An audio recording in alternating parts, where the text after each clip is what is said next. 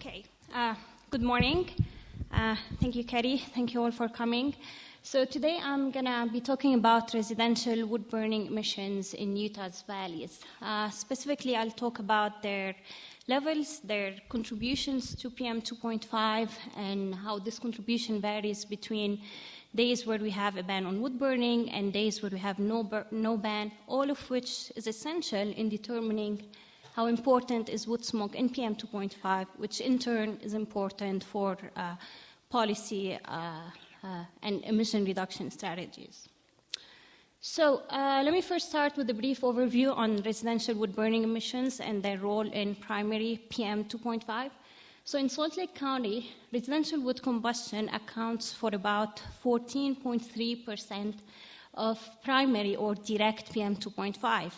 And to put it in perspective, this contribution is almost comparable to that from mobile sources, suggesting that residential wood combustion is an important component of direct PM. And most of these emissions from wood combustion, so they're actually derived from fireplaces. So a survey that was recently conducted by the Utah Division of Air Quality showed that fireplaces are the most popular wood-burning device in Utah's 7-county non-attainment areas, followed by inserts and stoves. And emissions from these fireplaces can actually be quite significant. To produce the same amount of heat, fireplaces emit about 6 times more emissions than uncertified wood stoves. And they also emit about 3,000 times more emissions than gas furnaces to produce the same amount of heat. So really, emissions from fireplaces can be quite significant. And of course, they become even more important during our wintertime inversion events. So the objective of this study that we conducted at DAQ was to determine the contribution of wood smoke to PM 2.5. So in other words, what we were trying to determine was, is wood smoke really an important component of PM 2.5? Should we target wood smoke for emission reduction strategies? And we also looked at how this contribution varies between days where we had a ban on wood burning and days where we had no ban. So current regulations include a voluntary ban on wood burning when wintertime PM 2.5 levels reach 15 microgram per cubic meter. Then a mandatory ban is issued when the PM levels rise to 25 micrograms per cubic meter. So to determine this contribution of wood smoke to PM 2.5, we collected 24-hour PM 2.5 samples at 4 different sites: Logan, Brigham City, Hawthorne, and Linden. The samples were collected for almost a year-long period at the Hawthorne site and for just the winter season at the remaining 3 sites. And all samples that were collected were analyzed for levoglucosan, which is a tracer that is uniquely associated with wood burning. So in other words, this is a tracer, for instance, that can be used to distinguish between smoke that is coming from cooking and smoke that is coming from wood burning for residential heating. So the presence of this tracer, levoglucosan, indicates basically wood burning activity. Now, to determine the contribution of wood smoke to PM 2.5, we first decided to focus on the Hawthorne site, which is also a speciation network site, meaning it's a site where we routinely collect 24-hour PM 2.5 samples. So we collect samples at this site every 3 days and analyze them for 30 chemical species that include a large suite of ions, metals, and ECOC. So the idea here was to take this chemical data that we collect at the Hawthorne site, take this data along with the levoglucosan data, and again, levoglucosan is a tracer for wood smoke, take this data and put it in what is called a PMF model, which is a model for determining and apportioning sources to PM 2.5. So we took this data, used it as input variables in PMF, and ran PMF to determine the contribution of wood smoke and other major PM sources like mobile sources and other chemical species like ammonium nitrate to PM 2.5. So we ran PMF, and we're at using the data collected at the Hawthorne site, and we were able to determine a clear unique source profile for wood smoke, and this is shown in the top panel. So think of this as a chemical fingerprint for wood smoke. So what you're looking at here is basically a source profile for wood smoke that is clearly dominated by levoglucosan. So the presence of levoglucosan in high amounts in this profile clearly indicates that this is a profile that is uniquely associated with wood smoke. And this profile also exhibited a temporal behavior of what we would expect for residential wood burning. Shown in the lower panel here is the time series for wood smoke concentrations over year-long period at the Hawthorne site, and you can see that the concentrations rise during winter and then drop down to a minimum during summer, which is typical of wood burning for residential heating. So these results basically tell us that we were able to identify a clear factor for wood smoke. Now, but what about the contribution of this wood smoke factor to total PM2.5? So this pie chart here shows the percent contribution of major PM species and sources to total PM2.5. And you can see that PM2.5 is mostly dominated by secondary sources, ammonium chloride, ammonium nitrate, ammonium sulfate, which together account for more than 50% of PM2.5. They account for about 60% of total PM2.5. However, while this PM2.5 is dominated by secondary sources, wood smoke was the major component among primary sources, accounting for about 16.2% of the total PM2.5 on average during winter. And this contribution is even higher than that from mobile sources, indicating that wood smoke is a significant contributor, at least among primary sources, to total PM2.5. Now, how does this contribution actually varies between days where we had a ban on wood burning and days where we had no ban? So the plot on the left here shows the percent contribution of wood smoke in total PM2.5 at the Hawthorne site during days where we had a mandatory voluntary ban on wood burning and days where we had no ban. And the average over the entire winter is also shown. The plot on the right shows the actual concentration, so the actual levels of wood smoke, again at the same site and again during days where we have a ban and no ban on wood burning.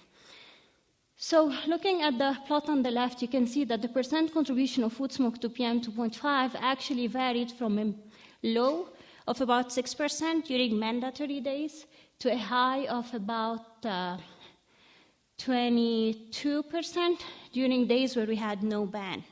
And this is mainly attributed to the change in composition of PM2.5.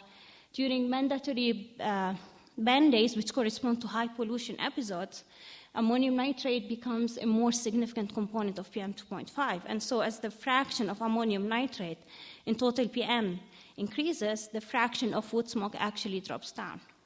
However, while the percent contribution of wood smoke total PM2.5 was quite variable between days with a ban and no ban on wood burning, its actual concentration showed a different behavior.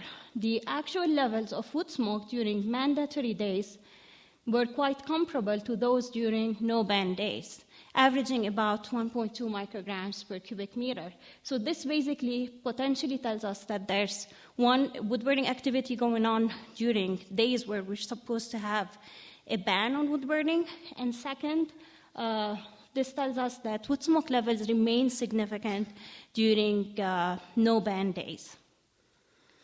Now, what about the other sites where we had no chemical speciation data, and so we didn't have a large enough data set to work with and to run PMF, and so to determine wood smoke contribution? So how can we determine wood smoke contribution to total PM at these sites? So the idea here was to use the source profile, so the chemical fingerprint for wood smoke that we determined at the Hawthorne site using PMF, use this profile to derive an emission ratio for levoglucosan PM2.5, and then adjust this ratio for the proportion of appliances and their usage in at the non-Hawthorne site, and then use this adjusted ratio along with the levoglucosan that we measured at these sites to determine wood smoke. So we applied this approach, and we're able to determine wood smoke percent contribution, shown here on the left, to PM2.5 at North Provo, Brigham City, and Smithfield, again during days where we had a ban and no ban on wood burning, and on average during winter. And on the right is the actual concentration, so that's the actual levels of wood smoke, again at the same sites and during days where we had a ban and no ban on wood burning. Now, similarly to what we observed at the Hawthorne site, you can see that the percent contribution of wood smoke to total PM2.5 varied from a low during mandatory days and increased to a high during days where we had no ban. And levels were quite high at the North Provo site, reaching about 36% at North Provo during days where we had no ban. And again, this is attributed to the change in PM composition during the high PM episodes, such as what we observed during mandatory days.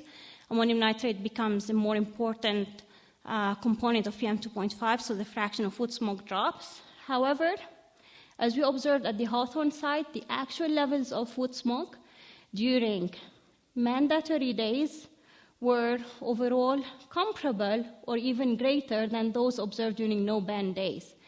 And levels were also spatially variable and were mostly overall higher at the North Provo site during no-ban days, reaching a high of about 2.5 micrograms per cubic meter. So again, this tells us that we, one, possibly may have wood burning activity occurring during mandatory burn days, and second, wood smoke levels remain significant during days where we have a ban on wood burning. So to conclude, basically, our results showed that that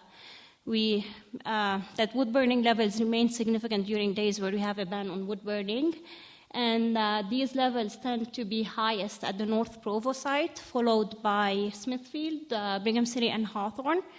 And these levels, the percent contribution of wood smoke to PM2.5 reached a low of about 6 to 11% during mandatory days and increased to about 11 to 21% on average during winter. So now where do we go from here? So what's next? So having determined the contribution of wood smoke to PM2.5, to total PM2.5, the next step is to actually see the impact of a wood stove change-out program. So if we were to, on reducing PM levels, so if we were to have a change-out program where we change our existing wood-burning devices into low-burning ones, how much would that reduce PM2.5 levels? So this is work in progress. It builds on these current results. So this is something we're working on through air quality modeling, and we're going to consider 3 different scenarios. First, where all existing wood-burning devices are converted to EPA-certified devices. Then we considered a second scenario where we have a full conversion to gas stoves. And third, we'll consider a more realistic scenario where we have a conversion to a combination of EPA-certified stoves, gas stoves, and we'll also consider an addition of retrofit technology. So this is work in progress. And finally, I would like to acknowledge the air monitoring section at the Utah Division of Air Quality for their help with the samples collection. And I also would like to acknowledge the Utah State Legislature for providing funding for this work. Thank you, and I'd be happy to take your questions.